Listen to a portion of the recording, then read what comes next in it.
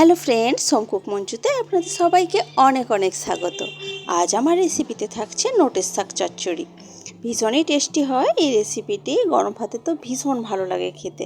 তবে এই চচ্চড়িটা কিন্তু আজ আমি সম্পূর্ণ নিরামিষ পদ্ধতিতে বানাবো, তো আপনারা কিন্তু যে কোনো দিনই বানিয়ে খেতে পারেন এই নোটের শাকের চচ্চড়িটি।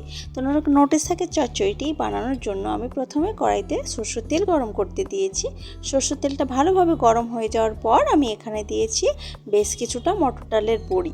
মটর ডালের পরিবর্তে এখানে কিন্তু বিউলির ডালের বড়িও দেওয়া যায়, তাতেও কিন্তু খুব ভালো লাগবে খেতে। তো মটর ডালের বড়িটাকে এখন আমি বেশ লাল লাল করে ভেজে নিচ্ছি। বেশ ভালো মতো করে লাল লাল করে কিন্তু ভাজতে হবে, তবে কিন্তু বড়িটা খেতে বেশি ভালো লাগবে। তো দেখুন বেশ লাল লাল করে ভেজে নেওয়ার পর আমি এখন বড়িটাকে তেল থেকে তুলে রেখেছি। এখন এই তেলের মধ্যে আমি দেব ফোড়ন হিসেবে আমি দিচ্ছি একটা শুকনো লঙ্কা ভালোভাবে ছিঁড়ে দিয়েছি, আর তার সাথে দিয়েছি কিছুটা তেজপাতা, আর তার সাথে কিছুটা পাঁচফোড়নের গন্ধটা কিন্তু এই চচ্চড়িটার মধ্যে খুব ভালো লাগে খেতে। তো ফোড়নগুলো ভালোভাবে ফুটে ওঠার পর আমি এই তেলের উপরই এখন টুকরো করে কেটে রাখা আলু দিচ্ছি ভাজার জন্য। আলুটাকে একটু ভালো মতো করে ভেজে নেব।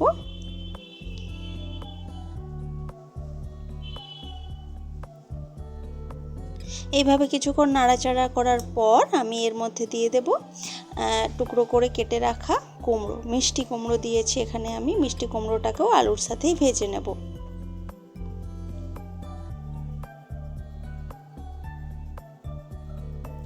তো মিষ্টি কুমড়োটা দিয়ে কিছুক্ষণ নাড়াচাড়া করার পর এখন আমি দিচ্ছি এর মধ্যে টুকরো করে কেটে রাখা বেগুনটা একটু পরে দিলাম, কারণ বেগুন খুব তাড়াতাড়ি নরম হয়ে যায়, সেই জন্য বেগুনটা শেষের দিকে দিলাম ভেজে নেওয়ার জন্য।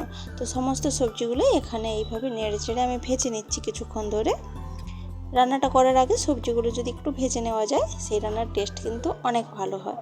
তো কিছুক্ষণ এইভাবে নাড়াচাড়া করার পর এখন আমি এখানে দিচ্ছি স্বাদ মতো নুন আর কিছুটা হলুদের গুঁড়ো। তার সাথে আমি দেব কিছুটা আদা বাটা, আর তার সাথে আমি দিচ্ছি দুটো কাঁচা পাকা লঙ্কা। এখন সমস্ত মশলাগুলো দেওয়ার পর এখন সব কিছু একসাথে খুব ভালোভাবে মিশিয়ে নিচ্ছি। চাইলে এখানে লঙ্কা গুঁড়োও দেওয়া যেতে পারে, তবে আমার খুব একটা ঝাল ভালো লাগে না এই চচ্চড়িটাতে, সেই জন্য আমি লঙ্কা গুঁড়োটাকে অ্যাভয়েড করলাম।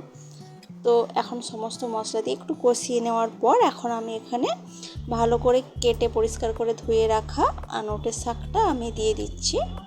নোটের শাকটা প্রথমে হাফ দিয়েছি, কারণ নোটের শাকটা অনেকটা ফুলে আছে। তো নোটের শাকটা একটু মজে গেলে বাকি নোটের শাকটা আছে সেটাও দিয়ে দেব। তো দেখুন এটা কিন্তু কিছুটা মজে এসেছে।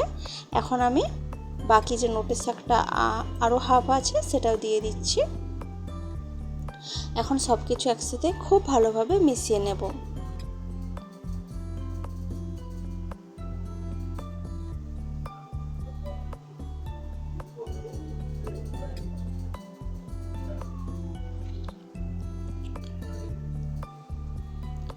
খুব ভালোভাবে এইভাবে নেড়ে চেড়ে কিন্তু মিশিয়ে নিলাম। এখন আমি এটাকে ঢাকা দিয়ে রাখবো একটু মজে যাওয়ার জন্য। ওই 2 থেকে আড়াই মিনিট মতো আমি ঢাকা দিয়ে রেখেছি, খুব বেশিক্ষণ রাখার প্রয়োজন নেই। তো 2 থেকে আড়াই মিনিট মতো পর দেখুন ঢাকা খুলে দিয়েছি এবং শাকগুলো কিন্তু অনেকটা মজে গেছে বা সেদ্ধ হয়ে গেছে। আর দেখুন শাক থেকে ঢেকে রাখার জন্য শাকটা থেকেই অনেকটা জল বেরিয়ে গেছে। এই রান্নাটা করার জন্য এক্সট্রা করে আলাদা কোনো জল ব্যবহার করতে হবে না। তো এখন আমি এর মধ্যে দেব মটর ডালের বড়িগুলো, যেটা আমি আগেই ভেজে রেখেছিলাম, সেই বড়িগুলো দিয়ে দিলাম। এখন বড়িগুলো দিয়ে সব কিছু একসাথে খুব ভালোভাবে মিশিয়ে নিচ্ছি।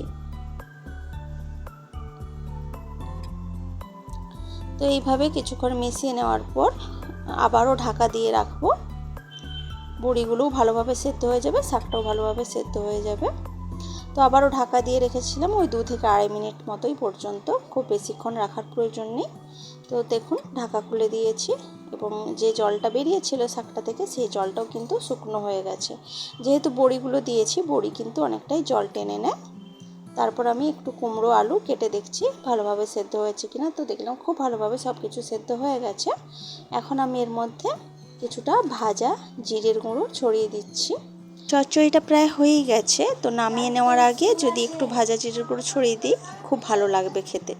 সেই জন্য ছড়িয়ে দিলাম। তো এখন জিরের গুঁড়োটা সব কিছুর সাথে খুব ভালোভাবে আবারও মিশিয়ে নিচ্ছি। এরকমভাবে একটু নাড়াচাড়া করার পরে কিন্তু আমি গ্যাসের আঁচটা অফ করে দিয়ে একটু ঢাকা দিয়ে রেখেছি স্ট্যান্ডিং টাইমের জন্য। তারপর একটু ঠান্ডা হয়ে যাওয়ার পর সার্ভ করেছি। দেখুন চচ্চড়ি কিন্তু আমার একদমই রেডি। খেতে ভীষণই ভালো হয়, দারুণ হয় কিন্তু এই নিরামিষ নোটের শাকের চচ্চড়িটা খেতে। আপনারা অবশ্যই বাড়িতে বানিয়ে দেখবেন।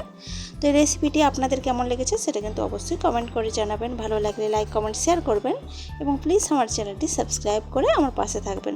তো আজকের ভিডিওটা এ পর্যন্তই থাক। দেখা হচ্ছে অন্য কোনো দিন অন্য কোনো ভিডিওতে অন্য কোনো রেসিপির সাথে।